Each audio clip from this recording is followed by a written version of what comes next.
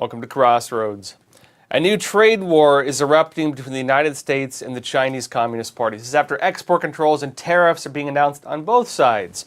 Also, meanwhile, the Epoch Times received an envelope containing white powder that was seemingly meant to intimidate us. Somebody is trying to threaten us, and this is also happening amid new waves of attacks against us right now, which we'll be going into. I'll be talking about these stories a lot more today. Make sure to hit the like button, leave a comment, and subscribe to our channel. Now let's get started. First of all, a new trade war has erupted between the United States and the Chinese regime. The CCP, they began sending letters to other countries saying the regime is going to place heavy export controls on their products, targeted, it seems, mostly the United States. President Donald Trump heard about this, and he responded to this by announcing a brand new 100% tariff on all Chinese goods, just about, with more to come potentially. This is what he said.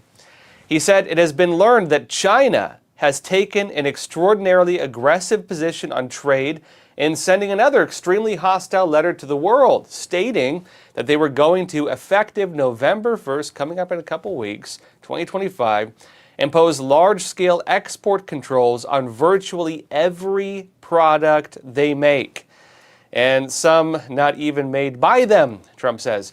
He adds, "This affects all countries without exception and was obviously a plan devised by them years ago. Seemingly the wheels are turning, but the wheels in their heads are not." Trump said it is absolutely unheard of in international trade and moral disgrace in dealing with other nations. He says, based on the fact that China has taken this unprecedented position and speaking only for the USA and not other nations who are similarly threatened, starting November 1st, 2025, Trump says, or sooner, depending on any further actions or changes taken by China, the United States of America will impose a tariff of 100% on China, and he says above any tariff that they are currently paying. So that's 100% on top of the existing tariffs. And then Trump says this, also on November 1st, we will impose export controls on any and all critical software. And that's going to be a big deal because a lot of that Chinese software is spy software. Things, for example, like programs able to access even basic levels of your system, things you can't even access, being run many times by Chinese companies. Tencent controlling a lot of the video game industry. This could be deeply affected, including their ACE anti-cheat system, which can actually access your phone and your computer at levels you can't access. Trump says, quote, "It is impossible to believe that China would have taken such an action, but they have. And the rest is history. Thank you for your attention to this matter." Now look, basically where things are at right now, it's not over. The Chinese Communist Party is already retaliating. They're not saying, "Oh, Mr. Trump, let's come and make a deal. Oh, Mr. Trump, how could you do this?" They're meeting like with like, and they're putting heavy export controls on a lot of things. In fact, they're even putting export controls on really important rare earth minerals, things like magnets and other issues, other elements like this. Some are pointing out, well, geez, the Chinese Communist Party is demonstrating an ability to basically track all of their exports. They can track everything just about, even minute shipments. So why do they not restrict things like fentanyl or drug precursors when these are being made legally in China in their chemical factories and then being sent to the United States? Good question, right? Now on this point, as the trade war escalates, it is likely Trump is going to hit back. A couple points on this briefly as well. It did cause a crash in Bitcoin. This is actually something important. Cryptocurrencies are pretty heavily regulated in China, but a lot of Chinese officials, a lot of people who are invested in China, they know the economy there is basically a Ponzi scheme. They know they lie about their numbers. They know that the economic growth numbers are fake. They know a lot of the factories are just blowing smoke out the smokestacks, like literally in some cases. It's a giant Potemkin village. It's a giant Ponzi scheme. If you say this in China, they throw you in prison. It's actually under some of their laws where even like foreign business owners are getting arrested in China under espionage laws because they're talking about the true state of the Chinese economy. They're not doing so hot. But the reality is, people who know this, they're trying to get their money into hard assets. They're buying cryptocurrency, they're buying gold, they're buying diamonds, they're buying real estate. A lot of the money pouring out of China into hard assets, again, like real estate in Canada or the United States, not all of it is done by the CCP. A lot of it is individual Chinese business owners, Communist Party officials, their family members, desperately trying to get money out of their economy. And so what happened recently, there was a crash in cryptocurrency basically because of this trade war. Now, the Epoch Times said this as well as things currently stand. It says the Chinese Communist regime has announced plans to charge U.S. ships docking at Chinese ports in retaliation against Washington's upcoming port fees targeting vessels built in China. Kind of a stupid move, by the way, because America's been saying we need to basically build our own ships. This is just going to incentivize that. The problem is it's going to take a while to do. A lot of ships are run by China. A lot of them are built there. This is going to be a problem if there's ever a war because their wartime production capability is actually very high. But it says this: ships owned or operated by U.S. entities or individuals, as well as vessels built in the United States and flying the American flag, will be subject to these new port fees. China's Transport Ministry said in a notice on October 10th. It said each American ship will face a fee of 400 yuan, $56 per net ton of cargo, according to the notice, which adds up quite a bit on big shipments. It says the fee is set to rise annually, reaching, it says, 880 yuan, $124 per net ton, starting on April 17, 2027. Basically, in other words, election time, when Americans go and vote for the new president. And that's important too, because what does that mean? The Chinese Communist Party is putting a time bomb in place for the American elections. They're going to start really impacting trade, and that's going to be on Trump and the Republicans. And the CCP could actually use financial pressure to, again, impact international shipments and cause problems with Trump and his party. Now it says further in, the decision originated from a months-long investigation by the Office of the United States Trade Representatives, which found that the regime, the CCP's trade policies and practices, were unreasonable and severely damaging to U.S. companies, workers, and the economy, according to a report released in January. In notes of this organization, the USTR outlined Beijing's discriminatory non-market practices, including state control of both publicly owned and private enterprises. Is it still private if it's state-owned? No, but that's how the CCP defines it, which doesn't make sense. It says also extensive subsidies and unfair labor practices in the report was found. It also highlighted government support for the excess production capacity of steel, along with state-led industrial consolidation aimed at creating barriers for foreign companies to access the Chinese market. The CCP is basically going full in on trade war. And they're doing a lot of this timed just before the 2028 election. Interesting, right? Now look, alongside this, the FCC has said that they're launching a new initiative, right? They're calling it Operation Clean Carts. Now remember, Trump is saying they're going to go after all this Chinese software, all the products made in China, just about everything. FCC is already in on this. Basically, they are now prohibiting the sale of electronics, not just software, electronics. Think drones, think phones, laptops. Lenovo, of course, the Chinese company. Think all the different programs they sell. Think the entire high-tech industry run by the Chinese regime.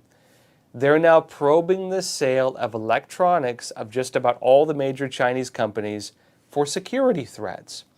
And anybody who's watched the show for a long time knows most Chinese electronics contain embedded security threats. The FCC is now looking into it.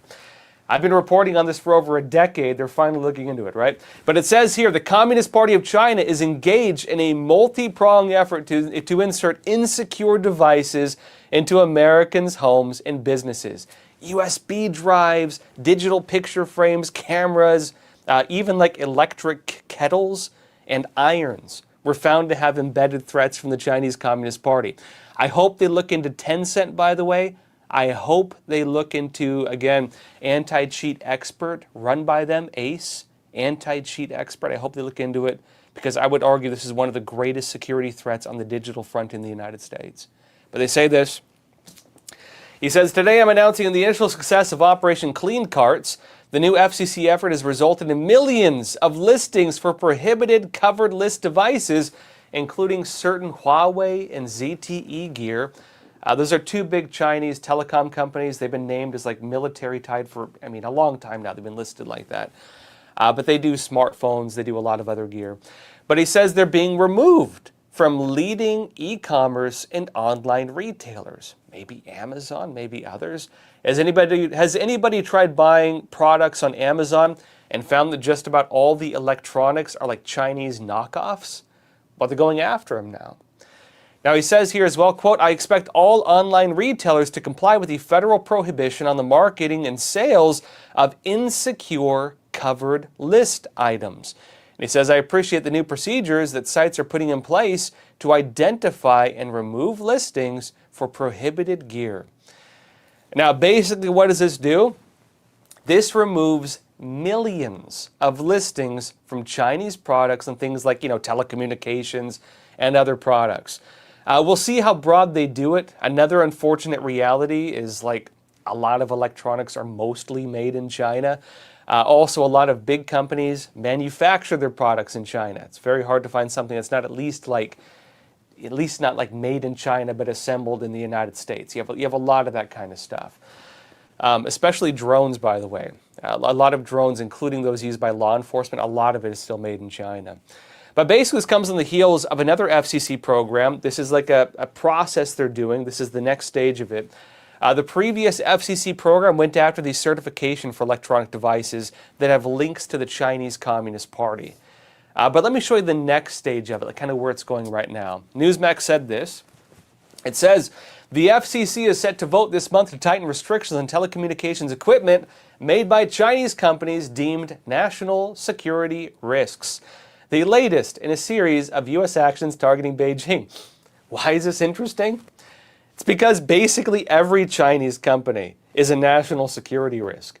If you're operating in China, you can be 100% honest, but if you're going to stay in business, you have no choice but to listen to the CCP. Chinese law, under the Chinese Communist Party, requires you, like you don't have a choice, to act as a spy if they request. If you refuse, they throw you in prison and they shut down your business or take it over. You have no choice.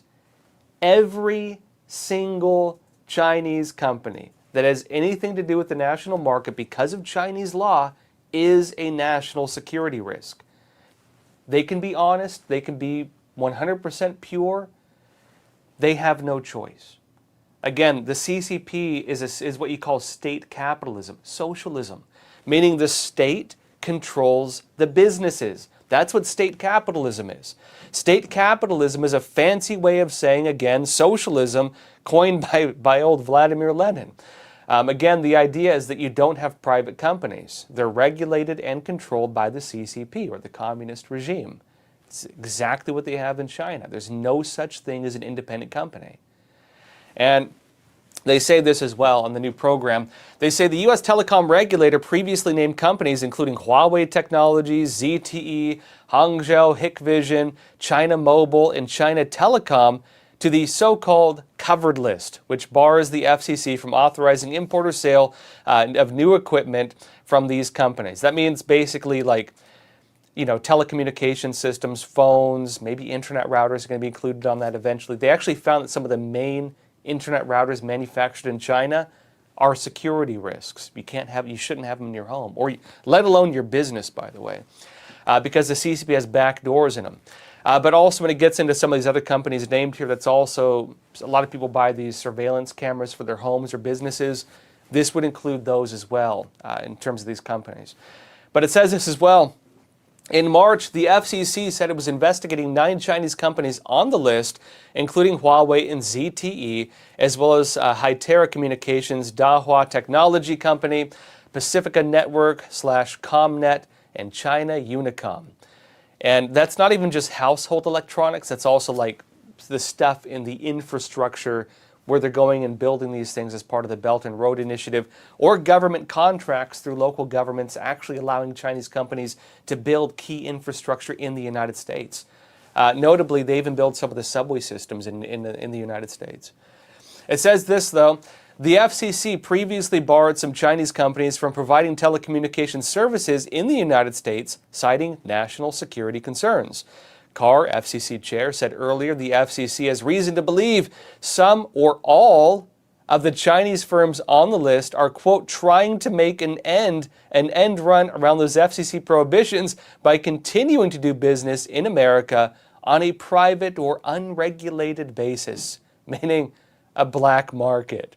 Meanwhile, the Epoch Times is also receiving threats. We just received an envelope containing white powder.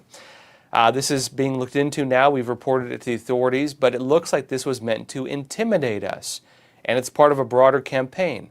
Somebody is trying to intimidate us. I'll be talking more about what happened after we come back from a quick break. All right, just a pause here for a super quick moment. You are, of course, watching Crossroads with Joshua Philipp.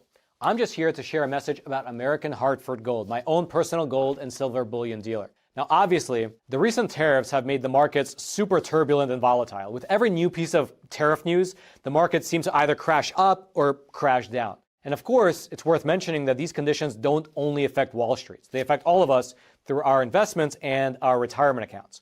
That's why I'd like to introduce you to a company that I trust and I myself use to secure my own savings, American Hartford Gold.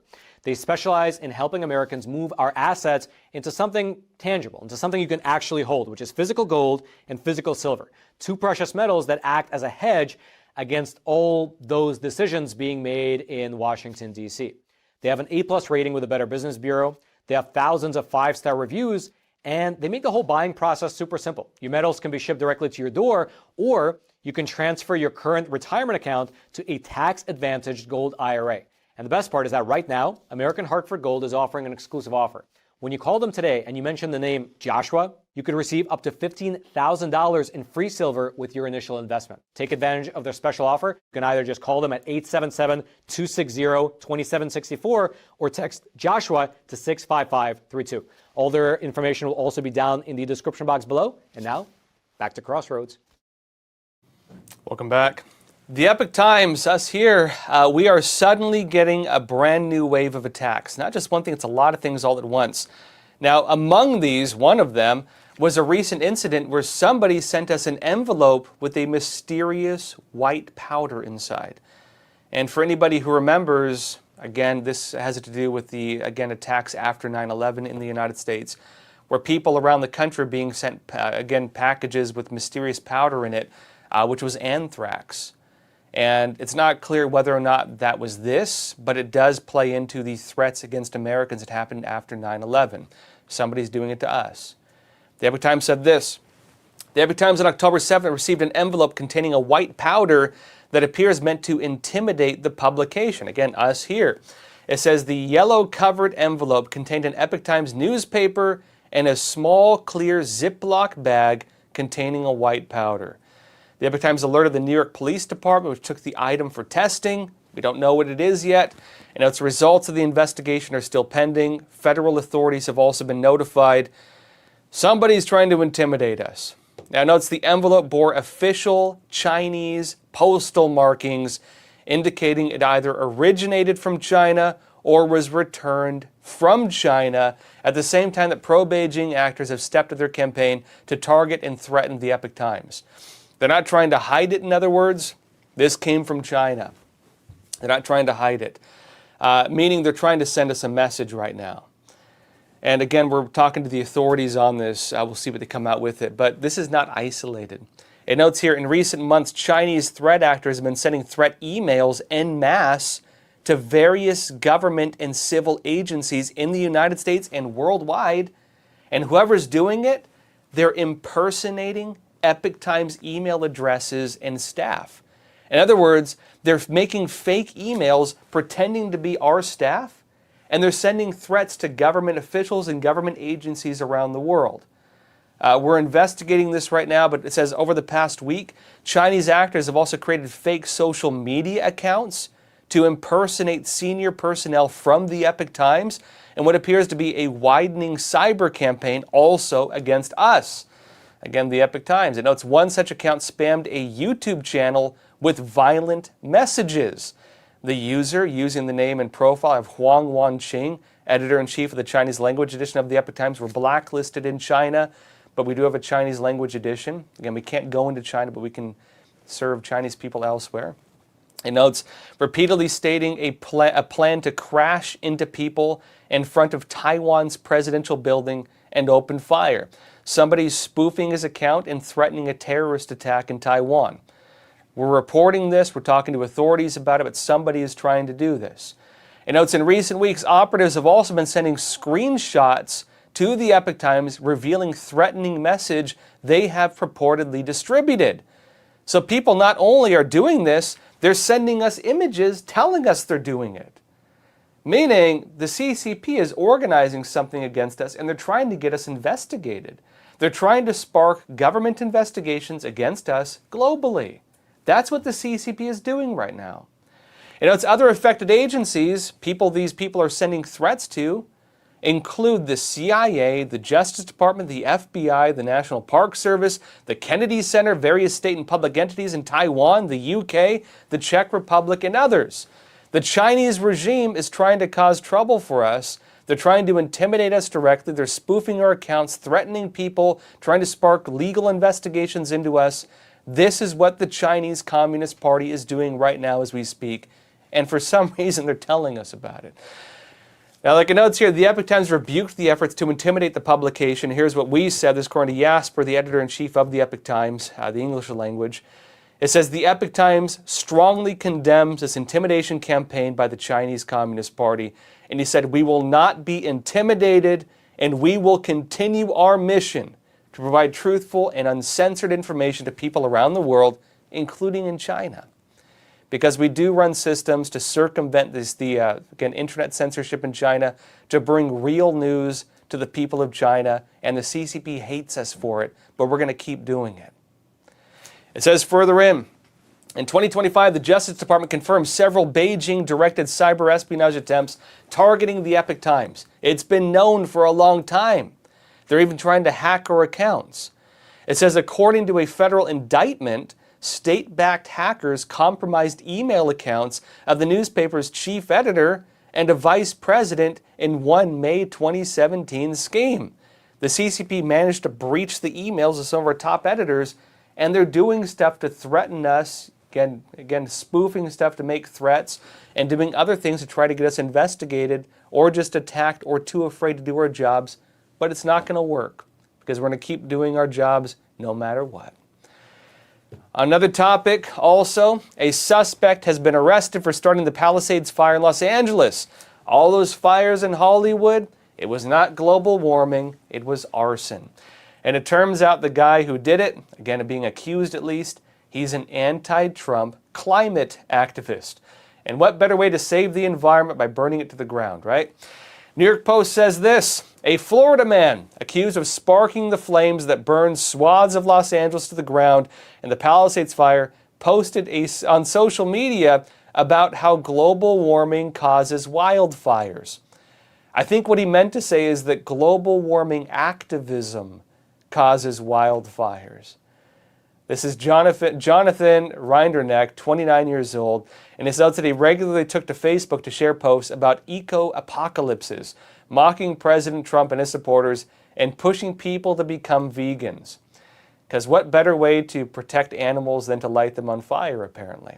And it's one article he shared, climate change will force a new American migration from ProPublica, even included a thumbnail showing wildfires raging across a California hillside neighborhood. It notes that 2020 story opened by discussing blazing West Coast temperatures, and it notes it's eerily and ironically similar to the situation that Rinderneck is accused of creating himself on January 1st. It says when he allegedly hiked to the hills above Los Angeles and started a brush fire. Apparently, if there's no evidence of the crisis you're trying to raise concerns about, some people just want to create it themselves by doing what he did, allegedly. And as prosecutors alleged that blaze was never fully extinguished, and 6 days later it sprang back to life, burning nearly 24,000 acres, killing 12 people, and destroying over 7,000 homes and businesses with damages worth about $150 billion. And by the way, they're still not really building it back. Concerning stuff, we'll see what happens with the guy. Again, innocent until proven guilty. He's being charged. We don't know if he's guilty yet. But this is interesting because if he is guilty, it suggests this is not a wildfire. And it also suggests all the media telling you it was a wildfire had the story wrong. Now, also amid the government shutdown, Donald Trump confirmed that his plans to use them to lay off large numbers of federal workers is apparently now underway. They're actually using the shutdown to fire a whole lot of people. This was during a press briefing on Friday in the Oval Office. Watch this. Russell Vogt said the reductions in force have begun related to this shutdown. How many layoffs have you authorized for this first round, and from which agencies? And it'll be Democrat-oriented because we figure, they started this thing, so they should be Democrat-oriented. It'll be a lot, and we'll announce the numbers over the next couple of days, but it'll be a lot of people, all because of the Democrats. Many of them will be fired.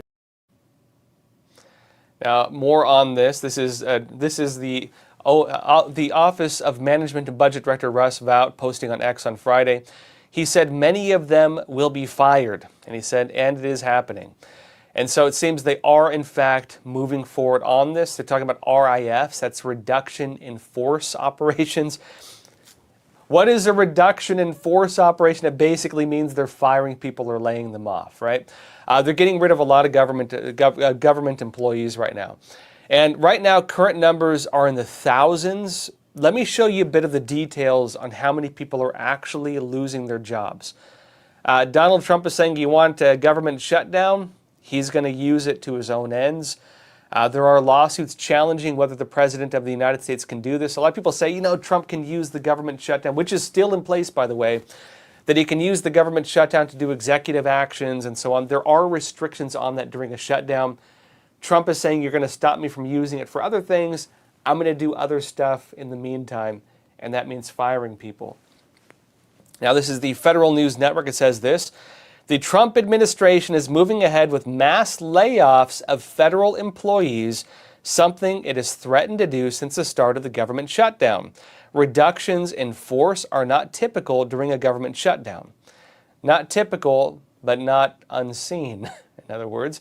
And it's during most shutdowns, employees are either working with or without being paid immediately, or are furloughed, meaning they're not working during the funding lapse.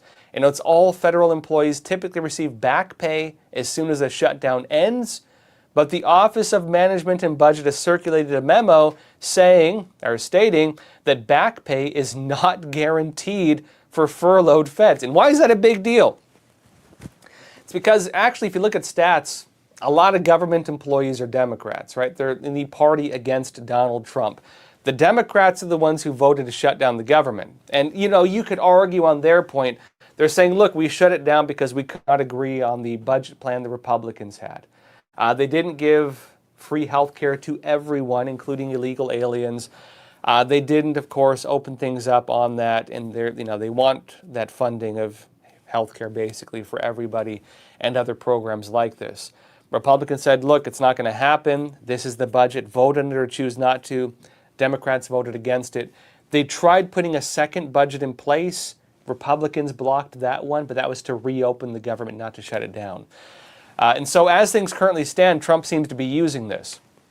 He's making it so that all these federal employees, jobs put on hold, they might not get their money back.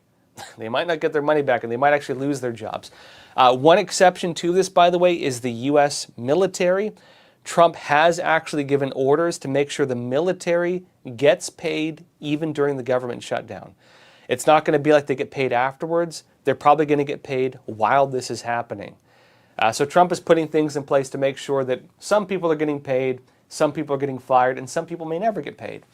Now, it says, according to a recent court filing, Justice Department attorneys representing the Trump administration said agencies sent the following RIF notices: reduction in force. Commerce Department, approximately 315 employees. Education Department, approximately 466 employees. Energy Department, approximately 187 employees. Department of Health and Human Services, between approximately 1,100 and 1,200 employees. Department of Housing and Urban Development, approximately 442 employees. Homeland Security, about 176. Treasury, about 1,446 employees, and so on. It notes that several agencies have confirmed they are sending reduction in force notices to employees, meaning you're fired or laid off, right? And it says, a Department of Homeland Security spokesperson said RIFs, again, reduction in forces, will target employees at the Cybersecurity and Infrastructure Security Agency, that's CISA. Keep in mind that they were also the main branch that was involved in internet censorship, disinformation tracking. It was misinformation, disinformation, and malinformation. Malinformation is malicious information, meaning it's true, but people find it offensive. That's malicious information. CISA was behind a lot of that. They were running a lot of those censorship operations. But it says this, and that's not all they do. They also do like election integrity and things like that. But it says this, RIFs will be occurring at CISA. During the last administration, CISA was focused on censorship, branding, and electioneering. They're basically saying they were engaged in censoring Americans, labeling people, and again, doing stuff to the elections. They say electioneering, we don't really know what that means.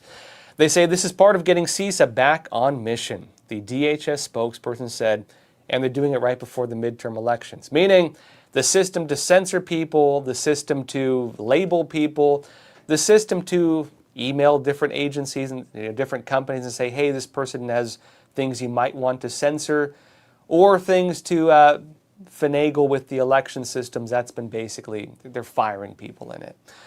We don't know the details of it yet. We don't know what the people being fired are fired for, or what they had been working on. But why this is interesting in particular, you might not see a lot of people. It's a few hundred people here, a few hundred people there, being fired from different agencies. There's a lot of government employees. But Donald Trump can effectively close down certain operations of the government by firing people involved in those operations. Now remember, one of the big things Trump's talking about doing is getting rid of different government agencies, getting rid of different projects and programs, getting rid of the race narratives and the climate narratives and everything else. This allows him basically to fine-tune things, to target different parts. The people being fired at CISA, they say, for electioneering and censorship and that kind of stuff, they can go after the specific organization and fire or lay off the people within it, or reduce the force, as they say, of the people within it to get rid of those programs. And it looks like that's what he's doing. He's using the shutdown to do this. It's the old Doge model, only this is not about cutting costs, probably. This is about getting rid of programs it seems he doesn't like. Now, on another topic, New York City has announced lawsuits against major social network and tech companies for their alleged role in a youth mental health crisis. Something is causing a mental health crisis among youth, and while big tech may be playing a role. Breitbart says this. It says, New York City has launched a lawsuit against tech giants Meta, again involved in Facebook and Instagram, Google, which runs YouTube and such, Snap and TikTok, alleging that their social media platforms have played a key role in fueling a youth mental health crisis. It says the 327-page complaint filed in the U.S. District Court for the Southern District of New York accuses the companies of gross negligence in designing their platforms to maximize user engagement, particularly among children and adolescents, at the expense of their mental well-being. It's been noted by a lot of investigators. Social networks basically keep people engaged using very fine-tuned algorithms. A lot of this is based on gambling, like casino-type technology, ways to keep you engaged, keep you scrolling, keep you clicking. It's things designed around short attention spans, doom scrolling and things like this. It's things where if you look at content or something and you're pulled into it, it's going to pull you deeper and deeper and deeper into that. They want to feed you what you want. They want to give you as much as they can to the things that might pull you in. And a lot of people are raising concerns, including psychologists. This is actually harmful to people, and especially harmful to children. Even more so with some of the less responsible apps like TikTok, which has even been shown to feed kids things like suicide ideation, things that deepen depression, things that even encourage self-harm, things like that. And so they're now raising concerns about this on a level that goes above just concerns. it's now resulting in lawsuits. The companies are being sued for it. And it says here, the lawsuit filed by the city, New York City, along with its school districts and health department, alleges that these social media companies have built algorithms, systems in place to do it, that exploit user data to drive addiction, to make you addicted. It said, despite knowing that children and adolescents are particularly vulnerable to these tactics due to their developmental stage. It says the city argues that this pursuit of profit has created a public nuisance, which is an interesting way to go after it, placing a significant strain on the city's resources. A few points on this. In New York City, if you ride the subways, you'll see signs, do not surf the subways. They've been there for a long time. I've been here since 2008. I've never seen anybody surfing on top of the subways until recently, because apparently there are online trends encouraging kids to climb on top of the subways and try to surf on top of the subways, and kids are dying from it. They're getting killed. You have kids, for example, doing TikTok challenges to steal cars and joyride them and crash them. You have TikTok challenges encouraging kids to harm themselves. And they're saying, again, this is a public nuisance, and I would agree with them on that. And they say it places significant strain on the city's resources. It says to support its claims, the city cites data from the New York City Police Department revealing that at least 16 teens have died while engaging in the dangerous trend of subway surfing, riding outside of a moving train, which the lawsuit alleges has been encouraged by social media. And it has, ironically. It says that as well, the recent deaths of 2 girls, ages 12 and 13, while subway surfing, have further highlighted the gravity of the situation. It says the lawsuit also presents survey data collected from New York high school students, which shows that 77.3% of the city's teens spend 3 or more hours per day on screens. I'd say probably more than that for most of them. It says the city argues that this excessive screen time has contributed to sleep deprivation and consequently school absences. Kids are doom scrolling at night instead of going to sleep. Again, blue screens do affect your sleep cycle, blue light, and it is making kids, again, stay up too late and they can't wake up for school apparently. It says these city's school districts have provided data showing that 36.2% of all public school students are considered chronically absent missing at least 10% of the school year. And that's a big deal because, again, that's the future. And these kids are graduating being basically set up to fail. If they're set up to fail, what are they going to do in the future? Maybe become professional criminals, maybe become career subway surfers, or maybe just, again, be weights on the social welfare system or other things like that. This is setting them up to fail, and the city, notably, is blaming social networks as being part of the cause for that. Interesting stuff. Now, it said questions, comments, anything you want to talk about, leave it in the chat. Let's jump into a discussion. And let's see here. I'm back from traveling for a bit, by the way. I saw some of you at the event upstate. They actually gave me an award. This is the Rod of Iron Freedom Festival. It's a great event. They gave me an award for it. Thank you so much. I met a lot of great people there over the weekend. I do speaking events maybe every month or so. I always enjoy getting out and meeting all of you and talking, and it went great. Let's see here. First question, though.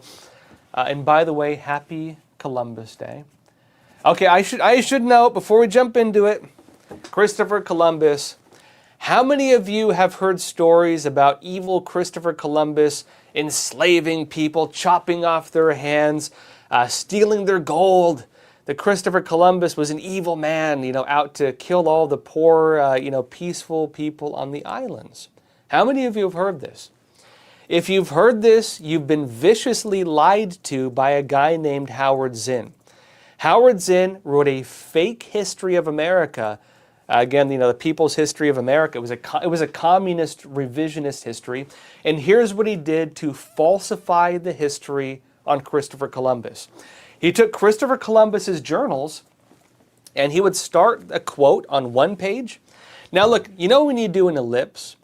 So if you start a statement and you have half a sentence and you have ... and you continue it, That's called in the lips, right? So it's how you like, if there's too much content, you might want to shorten a quote or shorten a section, and you're giving kind of an accurate picture of what they said, well, just not including the entire thing, right? Howard Zinn used that to falsify quotes from Christopher Columbus. And here's how he did it. He would do a quote from one page of Christopher Columbus's journal, do a ... and continue the quote pages later. And so what he would do, just giving like one random, like not a direct example, but basically what he was doing, if you were to take me and you were to say, I like, hanging out with my friends, and you do I like, and then I have another quote where I'm like, those, dang communists, they're always out there killing people. And then you take these two quotes, you cut them, and you do an I like ... and then you put killing people. That's what Howard Zinn did to Christopher Columbus. That's what he did to Christopher Columbus. His book on American history is still one of the best-selling books in America. His book on American history is still, as we speak, one of the main textbooks being used in American colleges. They're being told a fake history. A fake history. And so Christopher Columbus was framed. If you want to read about this, there's some great books on it.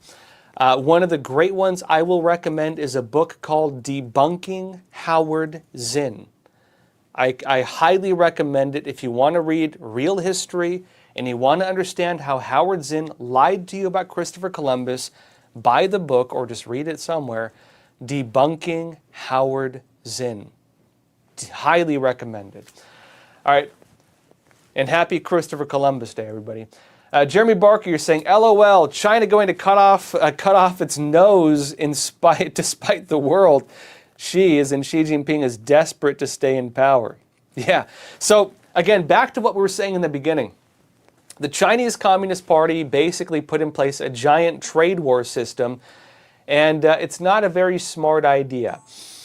They're putting restrictions on rare earth minerals, they're putting shipping restrictions in, they're doing all this stuff, and Donald Trump is responding to it with 100% additional tariffs on the Chinese Communist Party that might even expand and probably will expand because the CCP keeps doing more stuff.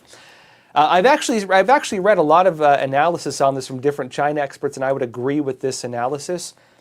What it looks like, this is an old plan from the CCP, so it's not like they made this recently. The Chinese Communist Party works on like 5-year plans, 10-year plans, 15-year plans, and it basically works like clockwork. You have your clock, your watch, and the dial is turning. At 1 a.m., do this program. At 2 a.m., do this program. So on, so forth, right? It's turning like clockwork. The Chinese Communist Party has this.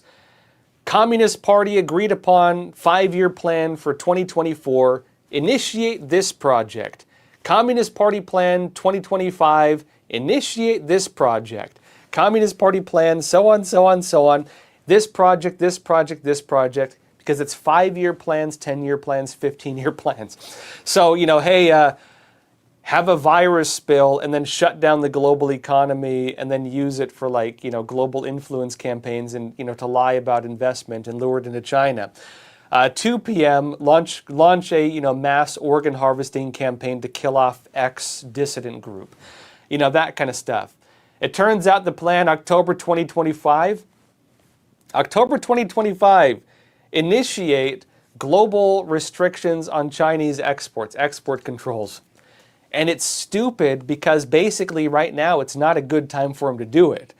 The Chinese economy is struggling. Trump is trying to lure manufacturing back to the United States. This will probably accelerate people leaving China, businesses, manufacturers leaving China.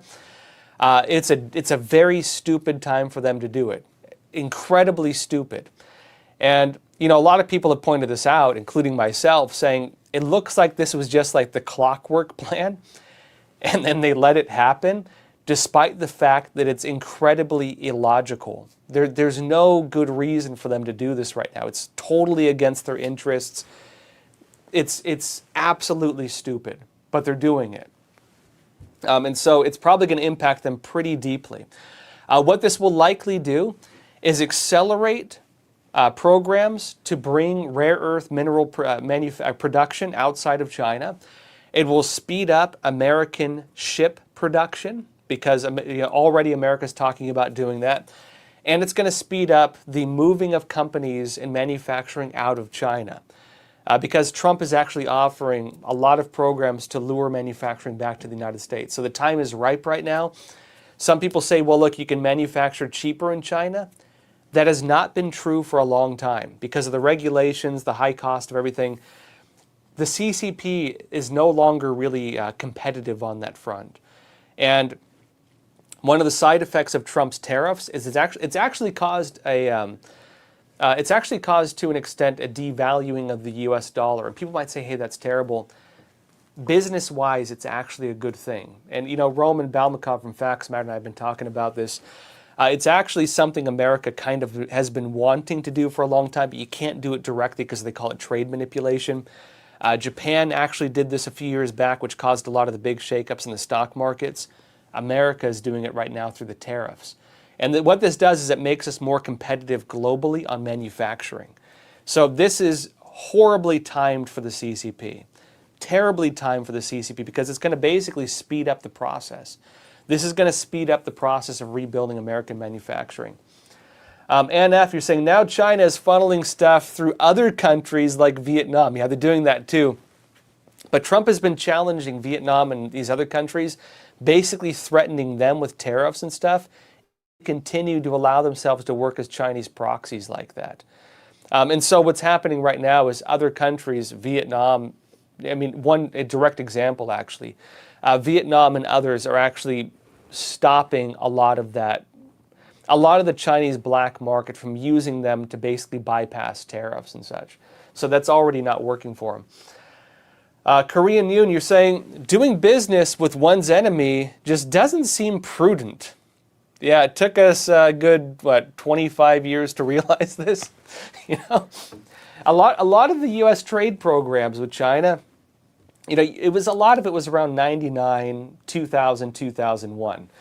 And, it took us a long time to realize that, hey, maybe it's a good idea to make China less communist, get them engaged in the free market. It turns out that allowing them to engage in the free market allowed the CCP to extend state socialism, or, state capitalism, they call it. State control over foreign businesses. So not only did the Chinese Communist Party become less communist, engagement with the CCP let them exert more control over American businesses, which made us more communist. The CCP didn't change, it changed us. And so, CCP influence over the market, CCP influence over Hollywood, over the NBA, over media, a lot of the mainstream media. This type of engagement has made them have to bow down to the CCP to different degrees. And look, Epoch Times is an example of what happens when you refuse to do that. Because what's happening to us, they're sending white powder in mysterious packages to us. They're spoofing the identities of our editor-in-chief and different managers to make threats against government agencies to get us investigated. The Chinese Communist Party is threatening us, threatening our staff, threatening the family members of our Chinese staff still in China.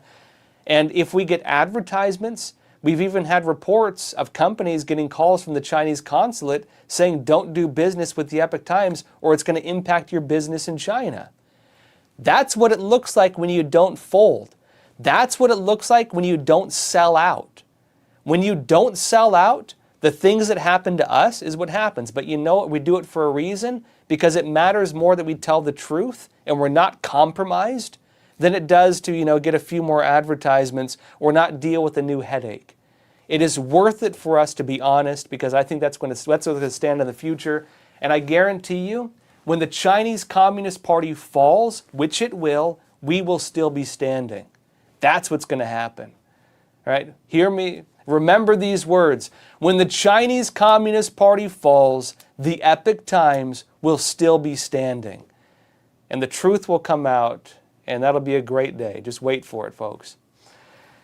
Anthony Evelyn, you're saying state capitalism is a platform for syndicates and monopolies. Yeah, that's actually a good way to put it.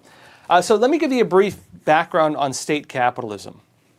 Okay, does anybody remember when COVID was first breaking out and there were reports in China of this weird virus going around, and they released the virus sequence and major American medical journals were reporting on the virus sequence of COVID-19, and then they said, forget everything we said, and they deleted all the records, and they said there is no virus sequence, and China, the Chinese Communist Party, disappeared the guy who released the virus sequence because the virus sequence showed really weird things that suggested manipulation, and all the major medical journals, even in the United States, deleted all their reports on it. Does anybody remember that? And does anybody remember when the New York Times and other media were praising the Chinese Communist Party, getting on their knees, hypothetically licking their boots like trained dogs, and they were, doing that, and they were saying Chinese state capitalism is solving COVID. How many of you remember when this was happening? They were saying because the CCP claimed that they had stopped the outbreak, and the outbreak was going global at the time, and they're saying that, a Chinese Communist Party system of absolute dictatorship and control allowed them to do things that free countries could not do, like lock everybody in their homes, like have universal, vaccinations, like having everybody have health codes on their phones where if it turns red, you get thrown in prison, and where if you go and protest because you can't take your money out of the bank, they also turn your health code red and throw you in prison for protesting. And a lot of media, the New York Times included, were praising the Chinese Communist Party, saying Chinese state capitalism. What is state capitalism, right? This is what state capitalism is. State capitalism is just another way of saying socialism. One of the first mentions of state capitalism was Lenin, shortly after the Bolshevik Revolution. So has anybody seen the quote where they say Vladimir Lenin said that socialism is the first stage of communism, right? I'm sure a lot of you have seen that quote. That's not a direct quote, but it's a summary of what he said in an article. And so the article that actually says that was one he wrote shortly after the Bolshevik Revolution, where he said, how can we advance to the stage of communism? He said, how can we advance to the stage of communism without going through the stage of socialism? So he explained basically that socialism was the first, one of the first stages they had to go through to reach communism. And so it wasn't a direct quote, but that was the basis of his entire article. And what he said was that socialism was the system of the state capitalist monopoly. In other words, the state has a monopoly over the capitalist systems. So the businesses, the factories, all of that would no longer be privately owned. They would be taken over by the state. The state would have a monopoly of the capitalist system, state capitalism. That's where the term actually comes from. So it's just another way of saying socialism, right? And so what the CCP does is it basically uses regulation, government controls, censorship, anti-espionage laws, data laws, high taxes, all this stuff to basically control businesses. And so rather, they used to have everything under the Chinese military. It used to be, before Deng Xiaoping and the reforms and opening up, it used to be that all the Chinese businesses were directly under the Chinese military. When they wanted to give the illusion of capitalism, or, as media would say, state capitalism, they made it so it was no longer under the military. They established a new branch of the CCP called the State Council. And the State Council is the government of China, but they're under the CCP still. The businesses were taken out from under the military, and they were placed under like public-private partnerships under the State Council. So the government controlled the businesses. They're partial owners, and even if they don't partially own it, they control it in the exact same ways. But instead of having it internal policy, it's external policy. It's like government regulations, right? So This very heavy form of regulation has this same effect of state control. And so what the CCP did with foreign businesses, think of Hollywood going to China and they have to abide by Chinese censorship laws. Think of American investors going to China and they have to abide by espionage laws where they cannot disclose true counts on like the economy or anything like that, right? They can't actually really do their jobs properly. Think of media organizations and they go and work in China and they have to abide by all these censorship laws, or they have to follow Chinese narratives, they get kicked out of the country. What that effectively does is it means the Chinese Communist Party is controlling them in the same way it would if they were under like the Chinese military or something else, only they do it under the illusion of the free market. So when you do business with China, it's like you create a conduit, right? This is the United States, this is China. When you engage with them, you create a conduit. The business relationship is a conduit. And we would like to imagine this is a one-way street. We create a conduit, we're making them less communist. In their eyes, it's a two-way street. We make a bridge and they can cross the bridge to us. So while we think that we're making them less communist, they're making us more communist through government control and government influence and regulations of our businesses. It's like judo. Anybody train martial arts out there? Judo or Aikido or Jiu-Jitsu, where the guy's like, grab my wrist, and you grab his wrist and he breaks your arm or something like that or throws you. It's the same thing. You create a conduit, a connection, and they use your momentum against you. It's the same thing. They do that on the business side. And what it means basically is that through this system of state capitalism, they can use the businesses, NGOs, financial institutions, foreign investment as tools to influence and control the entire countries. And so this is one of the ways the CCP does like foreign control operations. And if you don't play their game, they go after you. If you don't play their game, they go after you. That's why they're targeting us. We do not play their game, and we expose it, like I am right now. The stuff I'm saying right now, you get attacked if you say this, right? But I'm not gonna go quiet. Neither is anybody else here at the Epoch Times, which is why they attack us, which is why they threaten us, which is why they frame us, and which is why they're doing everything they can to try to shut us down. But I'll tell you right now, it's not going to work, right? Someone has to break that chain, right? Martin McKenzie, you're saying the media simply will not report on ICE activities in an unbiased manner. Makes it difficult to know what's actually happening. I've seen some videos that I'm certain are faked with AI. Yeah, I know. I mean, look, it's true that every person has their views, right? Every person has their political views. Every person you probably agree more with one party than the other. Everybody has their moral standards. Like, everybody has this. As a journalist, look, we're human too. Most of us, right? We're human too. And, and so for journalists, we have certain codes of ethics we have to follow. We have to disclose if we have a conflict of interest. We have to try to be, we have to try to show both sides. We have to, ideally, right? Like, at Epoch Times, we have actual standards on this. We can't get published if we don't follow these standards. Some media do it just on paper. They don't actually follow it, right? But you're supposed to get both sides. You're supposed to kind of, be balanced. You're supposed to disclose conflicts of interest and so on and so on. But a lot of them don't do that. A lot of them will show you one side of the argument. They'll show you one small piece of the picture.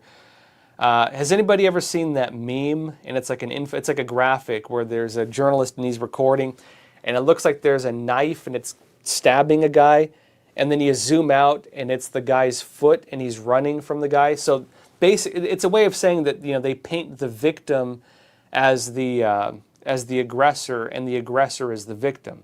They make the bad guys look like good guys and the good guys look like bad guys. A lot of media do that. It's fiery, but mostly peaceful out here.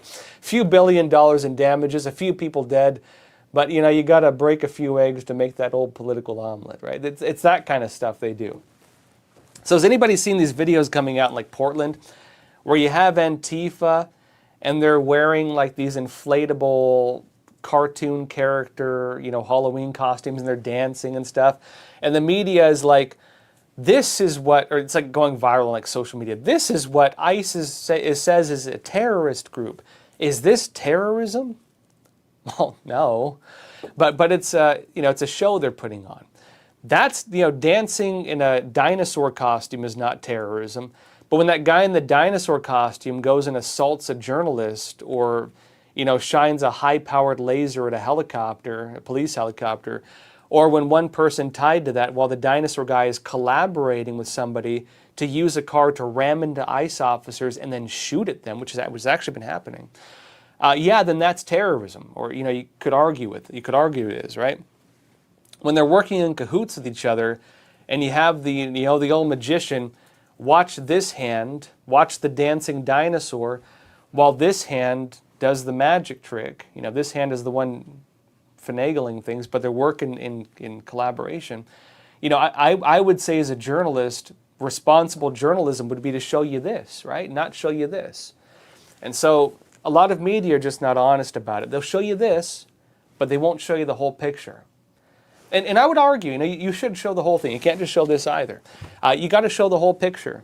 And so that's unfortunately the way a lot of it has been going. Realityisreal.com. Good to see you. You're saying, make China great again. Agreed. Maybe we should put that everywhere, right? Make China great again. You know what would make China great again? And I know you're saying this too. The end of the Chinese Communist Party. When the Chinese Communist Party collapses, if they're not allowed to have some kind of like fake freedom system come about, if it's a true collapse of communism, China would be one of the greatest countries on earth. China would be a U.S. ally. It would be an ally of the free world. It would be something that stands up for human rights and everything else. Again, without the Chinese Communist Party, without the CCP, a lot of the minor communist parties in the world would not be able to stand. Without the Chinese Communist Party, there would be no system feeding American drugs to, the cartels and stuff like that, to, poison and kill Americans. Without the Chinese Communist Party, there would be no communist regimes in many countries because they wouldn't be able to stand up on their own 2 feet. Without the Chinese Communist Party, there would be no system in place to protect regimes that create terrorist networks and try to seed them around the world. Without the Chinese Communist Party, there'd be no force trying to undermine American peace efforts. Without the Chinese Communist Party, a lot of the underhanded systems of trade warfare, again, subversion, corruption, a lot of the finagling within our system here would not be happening. Without the Chinese Communist Party, media would be a little more independent, hopefully. And without the Chinese Communist Party, Hollywood, I don't know about Hollywood. They kind of had problems even before. But at the very least, they would not be forced to censor on behalf of the Chinese Communist Party. The world would be a much better place. And I do hope that day comes soon, and I believe it will. And I'll tell you again, when the Chinese Communist Party collapses, I will be here to report it, because when it collapses, they will collapse and we will not. So I'll see you then. Hopefully the day is coming up soon, folks. That said, thank you so much for joining me. Happy Columbus Day. Let me know what you all think of this in the chat. But in the meantime, join me again tomorrow, 10:30 a.m. Eastern Time. And as always, please take care of yourselves, stay informed, and stay free. Thank you.